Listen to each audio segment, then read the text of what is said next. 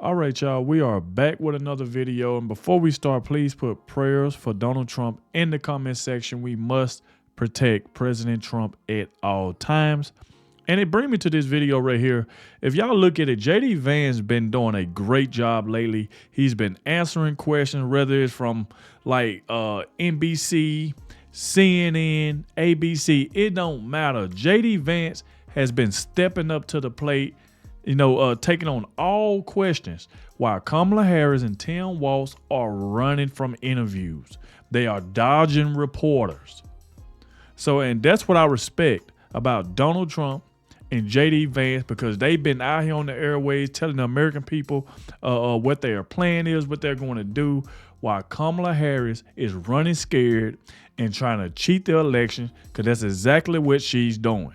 So let's go ahead and dive straight into this, where Kristen Welker, we already know how Kristen Welker, anytime JD Vance or Donald Trump, they talk to these leftists, this is how they act. They always go into attack mode saying, why do you support Trump? Do you support Trump doing this to Biden? I mean, it is just so crazy why Biden was the one that's trying to get Donald Trump locked up. He's the reason why Donald Trump is in these court cases. So like I said, go ahead and please hit that like button, subscribe to the channel. That way you can stay up to date with everything that's going on. Without further ado, let's dive straight into this video, y'all. Let's go. Senator Vance, welcome back to Meet the Press. Good morning. Thanks for having me. Thank you so much for being here. I want to talk to you about the immunity ruling and the implications. This is what Donald Trump said last year about wanting to target his political opponents. Take a listen. I will appoint a real special prosecutor to go after the most corrupt president in the history of the United States of America, Joe Biden,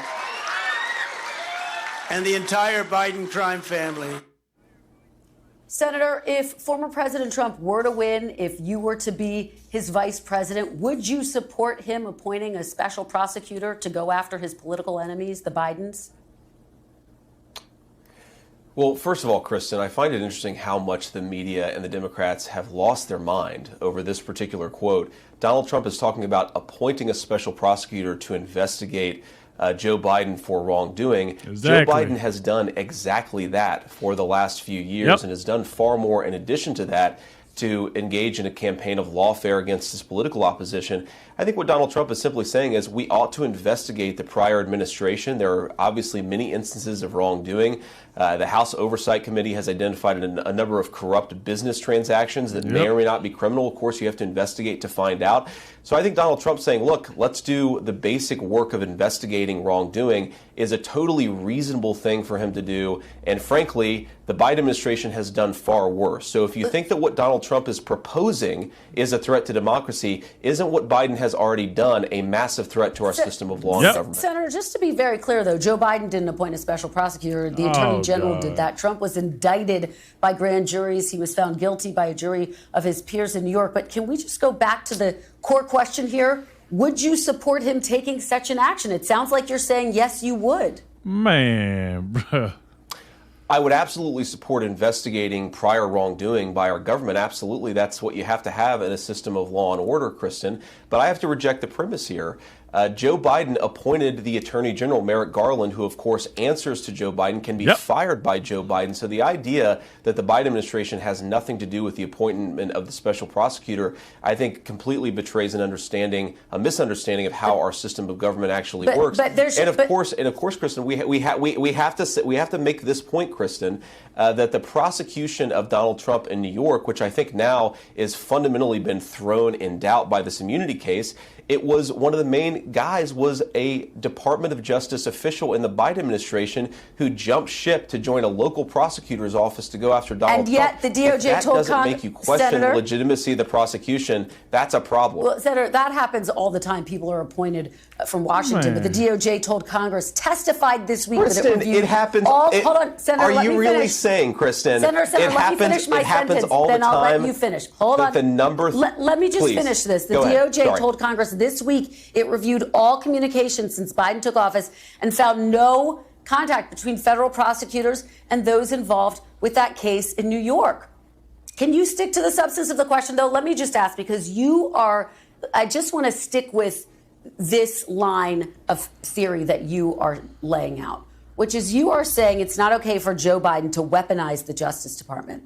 If it's not okay for Joe Biden to weaponize the Justice Department, as you say, which there's no evidence of that, why is it okay for Donald Trump to do that? Wow, look at this woman, bro. Well, Kristen, first of all, you said that it happens all the time, that the number 3 person in the Department of Justice jumps ship to join a local prosecutor's office to go after the president's political opponent. I don't think that's ever happened in the history of American democracy, and I don't think that we should legitimize it. Now, if Donald Trump's attorney general had his number 2 or his number 3 jump ship to a local prosecutor's office in Ohio or Wisconsin, and that person then went after Donald Trump's political opposition, that's a different conversation. Senator, all he's suggesting is that we should investigate credible arguments of wrongdoing. That's all that Donald Trump is saying. That is not a threat to democracy. That's merely reinforcing our system of law and government. Bottom line, you are okay with Donald Trump appointing a special prosecutor to go after his political enemies. This is crazy, which would include Joe Biden. You're just, to button that up, it sounds like you're saying yes. Let me move on, though, to my next question. I want to talk to you about the Heritage Foundation. It's a conservative think tank in Washington. It shapes the agenda they would like to see in a Trump second term. The president said this after the Supreme Court's ruling this week. Take a look. We're in the process of taking this country back. No one in the audience should be despairing. No one should be discouraged. We ought to be really encouraged by what happened yesterday. We are in the process of the Second American Revolution, which will remain bloodless if the left allows it to be. Do you support those calls for a revolution, and would political violence ever be justified? Well, of course, political violence is never justified, Kristen. You'll have to ask the president of the Heritage Foundation to defend his remarks if you'd like to do that. I will say, look, the Heritage Foundation does a lot of good work. It does a lot of things that I disagree with, a lot of things that I agree with. But the Heritage Foundation is a nonprofit organization that works on public policy, and I think it's an important part of how D.C. functions and operates. We'll continue to have important conversations in the Republican Party with a whole host of think tanks from the right and from the left as we craft public policy. That's the way the city works, and again, I'm not going to be the person who serves as the spokesperson for the Heritage Foundation. I don't have any affiliation. Sounds like you're distancing yourself from those comments that talk of political violence. Man. Look, Kristen, I certainly don't think political violence is justified. That's certainly actually not what I think that Kevin Roberts was saying to begin with. But again, have him on your program to defend what he said, and I think that's the best thing to do.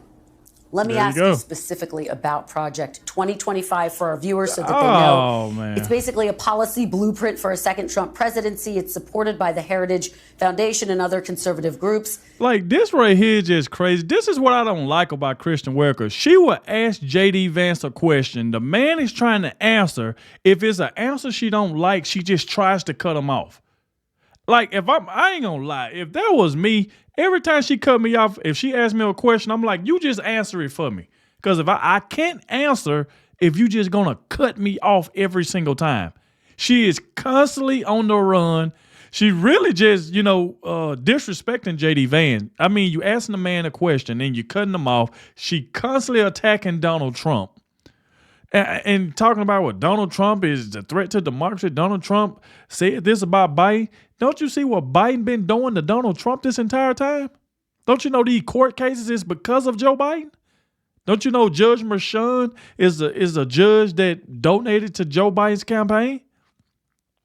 So she's sitting over here making it seem like Donald Trump is going after Biden when Biden been going after Donald Trump all freaking year. All freaking year he's been going after Donald Trump. Look what Merrick Garland been doing. Why Merrick Garland ain't even in jail? She is so freaking one-sided. I can't see how people like this even allowed to have a job. You invite this man on, let the man give you an answer. It is just so annoying to just, you trying to listen to J.D. Vance. And like he said, invite Donald Trump on. Ask him that question. You asking me something about what Donald Trump said. Ask him yourself. But the thing about her, if she don't get the answer she wants to cut him off and try to, forget it. Let's get to the next question. It is just ridiculous. It is just so frustrating. I'm like, Jesus Christ, you're sitting up here, you're lying on Donald Trump, saying he's trying to do this, but yet she ain't calling out anything Biden been doing to Donald Trump the entire time. She just disregarding all of that. She don't want to hear, she want to make it one-sided. Man, boy, I tell you the truth. The Biden campaign has said Project 25, quote, should scare every single American. It would give Trump limitless power. Donald Trump said he don't have anything to do with that Project 2025 stuff. I mean, bro, they just be trying to come up with stuff and try to throw it on Donald Trump. Donald Trump said he know nothing about that. But yet they are still running with it, trying to deceive the voters. I mean, just like Kamala Harris been running fake headlines. I mean, come on. Over our daily lives. Among the things they are calling for is reversing approval of the abortion pill, mifepristone. But Donald Trump says he supports access to that pill, actually. Do you support access to abortion medication as Donald Trump does? Well, Kristen, you asked about Project 2025, and I want to be clear here. That Trump explicitly has said his own transition team runs the Trump transition and will run the Trump administration. Again, you have a whole host of organizations, some of which have good ideas, some of which have bad ideas, and some of which have both. And I'm sure the Trump administration will talk to a lot of people as it's crafting an agenda to bring back American manufacturing jobs, to lower inflation, and to bring peace and prosperity back to the world. That's the whole reason why me and so many others are trying to reelect Donald Trump, is because the agenda actually worked. It was his agenda. And I think it'll work again for the American people. On the question of the abortion pill, what so many of us have said is that, look, we certainly don't. The Supreme Court made a decision saying that the American people should have access to that medication. Donald Trump has supported that opinion. I support that opinion. I think it's important to say that we actually have to have an important conversation in this country about what our abortion policy should be. Donald Trump is the pragmatic leader here. He's saying most abortion policy is going to be decided by the states. We want to make it easier and more affordable for young women and parents to have families to begin with. We want to lower housing costs, eliminate those surprise medical bills that so many families see after they have a baby. That's the Trump and Republican approach to this issue. Meanwhile, Joe Biden wants taxpayer-funded abortion up to the moment of birth. It's so. Y'all see what she's doing? You see what she's doing? The man is talking, and just because it's something she don't like, she want to, Senator, hold on, Senator. It is just so, you don't see, when she's talking, J.D. Vance don't say anything. He let her say everything she want. I understand she's the host, but if you're going to have a guest on, let them speak. The man is in the middle of trying to explain what he's talking about, the question that you asked him, and you're cutting him off because you don't like his answer. Oh, man, bro. Crazy to me how the Democrats frame this as Republicans. Just let me finish, Kristen. They frame Democrats as being reasonable and pragmatic, when in reality, Republicans are the one trying to find some common ground here. As you know, very few abortions take place later in pregnancy, and almost always because there is a medical emergency. I know Trump is trying to distance himself from Project 2025, but we have to point out that a number of people who are involved with it are former Trump officials, Ben Carson, Peter Navarro, Russ Vought, and others. But just to be clear, you support mifepristone being accessible.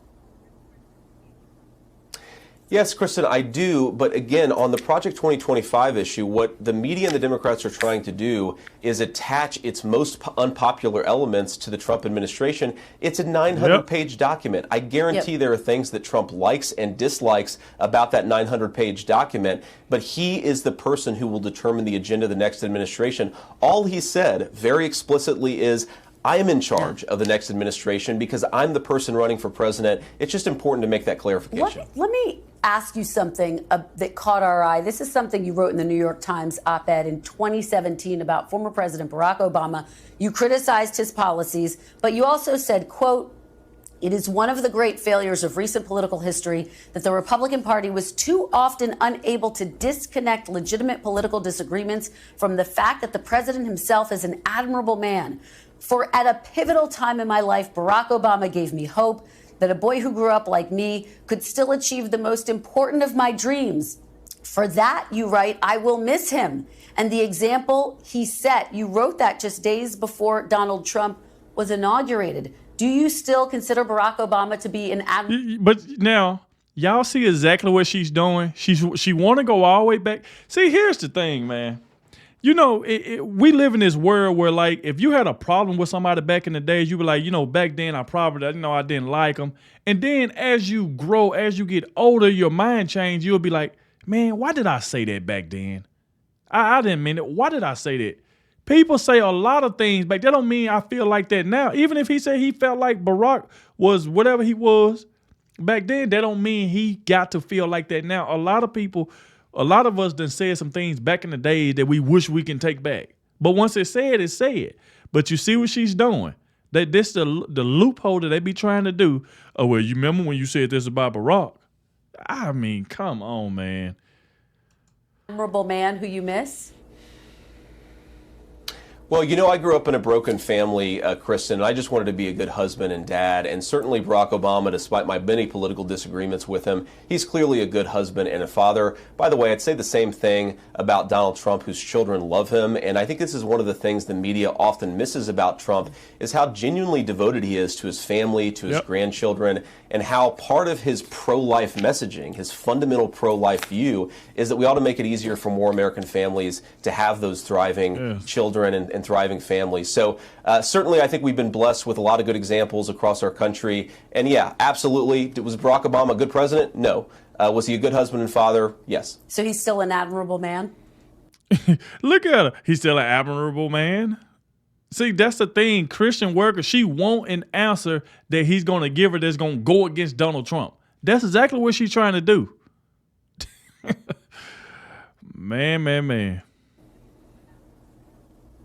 That's just what I said, Kristen. Absolutely. All right. I have to ask you about Veep stakes. Of course, have you gotten the call from Donald Trump? Has he asked you to be his running mate? I have not gotten the call, Kristen, and I'll certainly, you know, maybe not the first person that I'd let know if that happened, but we'll let the media know if I ever get that call. But most importantly, Kristen, we're just trying to work to elect Donald Trump. Whoever his vice president is, he's got a lot of good people he could choose from. It's the policies that worked and the leadership style that worked for the American people. I think we have to bring that back to the White House, and I'm fighting to try to do that. Well, here we are about a week before the Republican convention. Before I let you go, can you say unequivocally here and now that you will accept the results of the 2024 election no matter what they are? So long as it's a free and fair election, Kristen, of course we will. We will use constitutional processes to challenge issues if we think there are issues. But if it's a free and fair election, we will do what the Constitution requires. We will respect the results, and I expect those results are going to be to re-elect Donald Trump. It was a free and fair election in 2020. Donald Trump took his concerns to court. He lost in court, but he still has not conceded. Do you understand that when you refuse to commit... Okay, and at the same time, Hillary Clinton ain't refused it either. Hillary Clinton was still talking about it. Is you going to talk about Hillary Clinton, Kristen? Is you going to talk about Hillary Clinton? She didn't accept that Donald Trump won. She still be talking about it. But she ain't going to talk about that. She just want to constantly attack Donald Trump. Unequivocally, that feeds into people's concerns, skepticism about the nation's electoral process. Well, Kristen, I don't agree with that, actually. I think that feeding into people's concerns about our electoral process is that one half of America's political segment, they won't support legislation that makes it harder for illegal aliens to vote. They won't support universal voter ID in our elections, even though you have to present ID to do almost anything in this country. I think taking people's concerns seriously about election fraud is the way to reinforce security and confidence in our elections. Yeah, Senator, it's already against the law for non-citizens to vote. But just on that very point, when others refuse to say, yes, we will accept the election results, do you understand how that undermines people's confidence in the electoral system? But, Kristen, what I just said is I don't agree with that. What I think actually undermines people's confidence in the electoral system is when the media is incurious about obvious examples of problems in our electoral system. I think we've got great elections, but a lot of things could be better in certain states. I want to work to make that happen so the American people have greater confidence in their elections. That's what I'll keep doing. Senator, thank you for being here. Please come back when you get that phone call, if not before. All right, well, here we go right there, man. She is so freaking rude, man. Just so freaking rude. I definitely had to check this clip out right here. But she was definitely rude, man. I mean, attacking Donald Trump everywhere. She tried to get J.D. Vance to say something about Donald Trump. That's exactly what she tried to do. It's just crazy. Y'all pretty much heard everything I have to say up in this video. Y'all let me know in the comment section, what do y'all think about this? Obviously, to me, she was very, very rude. She kept cutting JD Vance off. The man, you asked the man a question, he tried to give you an answer. Then if you don't like it, you try to cut him off and get to the next question. It's like, they're just rude. Very, very rude, man. And you see the reason why Donald Trump called them fake news. But like I said, y'all get in the comment section. Let me know what y'all think about this. Thank you all for watching, and I'll catch y'all in the next one.